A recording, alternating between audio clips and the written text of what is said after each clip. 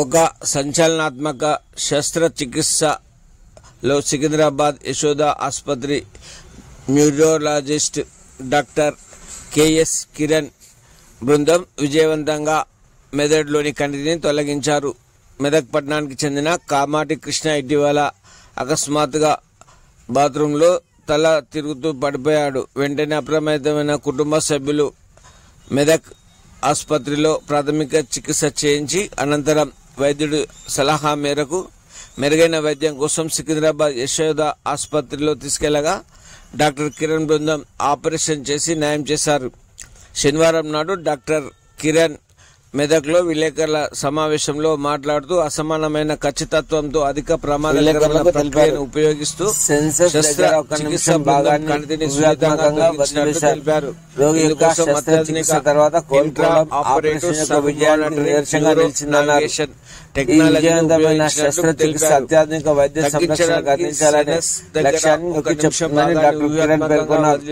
అధునాతన శస్త్రచికిత్స పద్ధతుల ఉపయోగం కొత్త ప్రమాణాలను ఏర్పాటు చేయడం చేస్తున్నారు. ఇన్నోవేషన్ నైపుణ్యం ద్వారా ఈ విజయవంతమైన శస్త్రచికిత్స తీసుకురావడానికి కృషి చేశామన్నారు. అందించాలనే లక్ష్యానికి నొక్కి చెప్తుందన్నారు. గుర్తించి డాక్టర్ కిరణ్ ద్వారా అధునాతన శస్త్రచికిత్స పద్ధతుల ద్వారా అవకాశం ఉంటుందన్నారు. కొత్త ప్రమాణాన్ని ఏర్పాటు చేసిందన్నారు. ఇన్నోవేషన్ ద్వారా ఆరోగ్య సంరక్షణ తీసుకురావడానికి కృషి చేశామన్నారు. రోగి ప్రారంభ దశలో వైద్యులను సంప్రదిస్తే ఎలాంటి కణితులైనా ఎలాంటి ప్రమాదకరమైన గడ్డలైనా తొలగించే అవకాశం ఉంటుందన్నారు.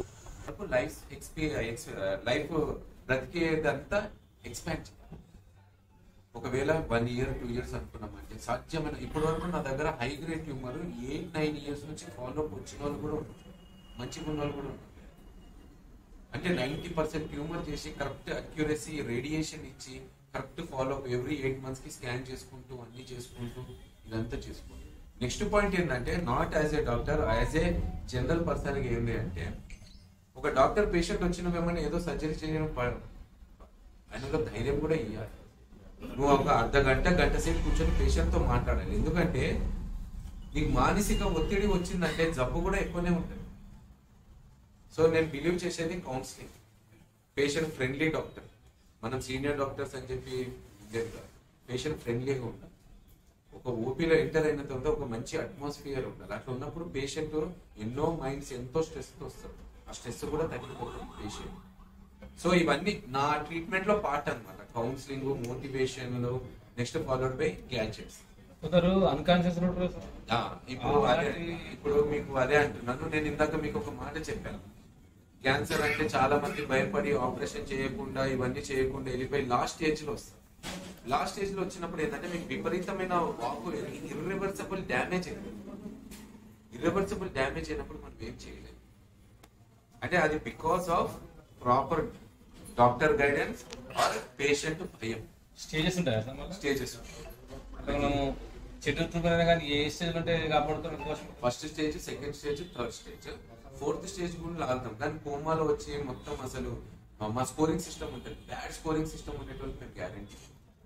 అట్లాంటి వాళ్ళకి అంటే ఏం చేస్తామంటే ట్రై చేస్తాం, కానీ గ్యారెంటీ ఏదో అనవసరం ఖర్చు పెట్టుకోకండి, ప్రాపర్ గైడెన్స్ ఇచ్చేస్తాం. అంటే జన్యుపరంగా సార్ చెడు అంటే ఇప్పుడు అదే అంటున్నాను. ఇప్పుడు చెడుది మనకు రేడియేషన్, ఇప్పుడు టవర్స్ ఉన్నాయి, స్టిల్ దాని మీద రీసెర్చ్ జరుగుతున్నాయి. టవర్స్ దగ్గర టవర్స్ ఉన్నాయి. నెక్స్ట్ అంటే ఇంకా రీసెర్చ్ నేను అన్నెసెసరీ మాట్లాడిన టవర్స్ వల్ల రావడం అనేది కాదు, కానీ still it is in research. నిజంగా టవర్స్ వల్ల వచ్చే రేడియేషన్ ఉంటుంది. Radiation is radiation. రేడియేషన్ మీకు ఏం చేస్తారు, మీ కణాన్ని మల్టిప్లికేషన్ చేస్తారు. అదే ఒకటి పొల్యూషన్స్, మనకు తినే తిండి, అందులో అంతా కెమికల్స్ కలిపినవి కొన్ని ఉంటాయి, దాని వల్ల వచ్చిన ఎక్స్పోజర్.